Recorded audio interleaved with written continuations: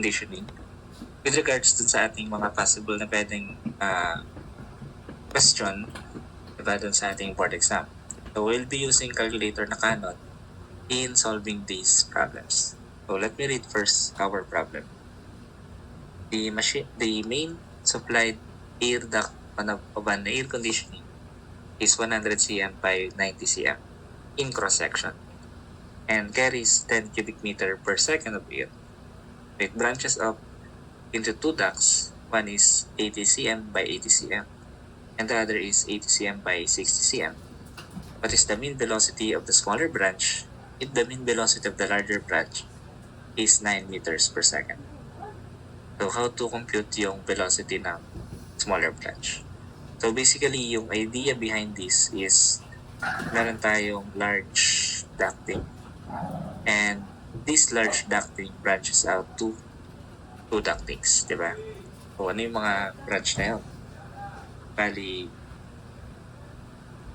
and so yung malaking ducting natin, yung main duct, will be divided into two ducts, diba? So sabi, it branches off into two ducts. So meaning yung malaking ito, yung isa, naging dalawa. So ito yung isa, then ito yung pangalawa. Okay, sin ko lang. And so yung isa, sabihin natin pababa, bali naging dalawang ducting sila. So from this ducting, we can see that merong airflow dito na pumapasok. So sabihin natin 0.1 yan. Then, mag-distribute out siya dun sa dalawang smaller ductings na nag-branch off sa kanya. Sabihin natin ito yung malaki na ducting, kasi ito yung maliit na ducting. So, when we have this setup commonly, we assume that the air in that system is incompressible. So, pag meron tayong incompressible, meaning nun is yung volume flow rate na dumadaloy dito sa inlet will be equivalent sa total netong dalawang volume flow rate na to. So we know that the volume flow rate nga ng main duct, yung pinanggalingan natin, ay madidistribute into two, dun sa larger ducting tsaka yung sa smaller ducting. So we know that from fluid mechanics, pag meron kang area and velocity na given, yung volume flow rate natin can be solved by using area times velocity. Diba? So yung U natin, or the main duct, pwede nating palitan tong U duct ng large tsaka ng small being as area times velocity. So larger area times velocity ng area, velocity ng large plus area ng small times velocity ng small. So the volume flow rate of the main duct is given, that is 10 cubic meter per second.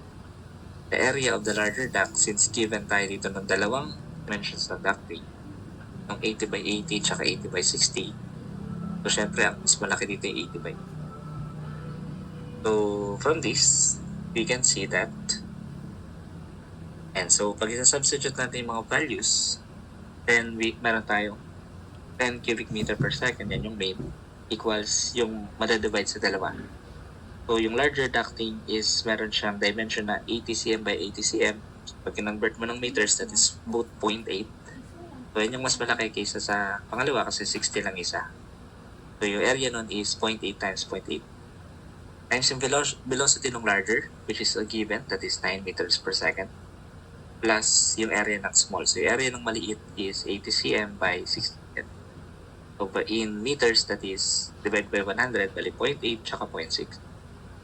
So we can also see, kakancel out yung square meter, at ang matitirang unit sa atin ay meters per second. So from this, we can now solve yung ating hinahanap na velocity ng smaller ducting. Okay, so compute lang sa calculator. By unit analysis, we can see then that tama yung units na ginagamit natin, and same lang din yung lalabas na unit for velocity na kailangan natin. In any case, we will be having yung ating answer. So press nyo lang yung shape solve. Kahit ano naman yung pindutin nyo ditong value sa choices para mas mabilis, pwede nyo namang i-diretso na lang din since wala namang denominator na variable. So makukuha natin is 8.83 meters per second. So basically, we can see that is yung letter A natin.